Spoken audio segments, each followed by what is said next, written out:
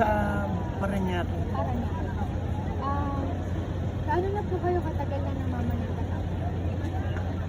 High school pa ako. Ilang taon na po kayo? Ngayon 69 na ako. Ganun na po. 69 ako. Na-stroke pa. Kanya hindi ko na kaya. Ito na lang. Umahalik na lang ako. Pero noong malakas na po kayo tatay, Ang tapos po, kasama po kayo sa oo, posisyon. sa posisyon niya. Papasan po ako. Ano po ang kahilingan niyo po taon-taon sa pamilya? Yung para sa pamilya ko, maging matatag at yung malakas sila. Na-stroke pa po kasi ako. Itong last year lang po ako na-stroke noong March. Na-stroke po ako. Pero kung hindi, sumasama naman po ako. Tatay, ano pong pakiramdam ninyo na sa tatlong taon po ay huli pong ibinalik itong ganitong klase na po? Sabay na po, masaya po.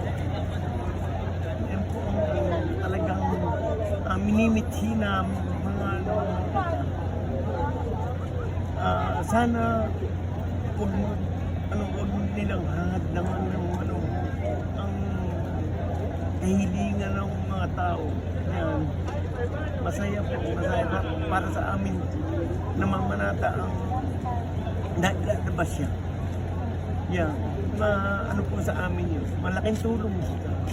Kanina po ako naka-press ko ninyo yung buong ngayon. Ano po pakiramdam niyo? Parang malamig ang katawan. Maayos po ang katawan ko. Lumamig po parang ang at kasi matagal, ilang taon din po kung siya hindi nahikot. Ilang taon po kayo hindi naka-press na tayo? Magmula po nung nag-pandemya. 3 taon po. Oo. Simula nung nawala po ang...